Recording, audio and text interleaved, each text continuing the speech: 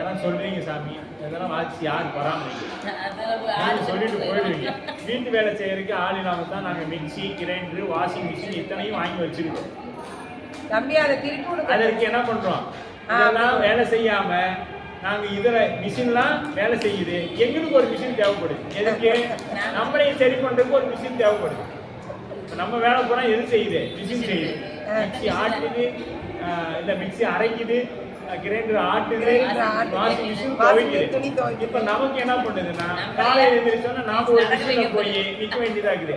அது என்ன பண்ணுது, நம்மளை முழுக்க ஸ்கேன் பண்ணிட்டு உனக்கு இந்த பிரச்சனை எல்லாம் இருக்குது, கையை மேல தூக்கு, காலை இப்படி நீக்கி வை, அப்படியே நம்ம தலையை 4 டைம் இப்படி மேலே கீழே ஆட்டு, இதெல்லாம் சொல்லி இப்படி நமக்கு சரி பண்றதுக்கு மிஷின். நாம எல்லா வேலையும் மிஷின் கொடுத்தா நம்மையும் மிஷின்லயே கொடுத்தோம். நமக்கும் மிஷின்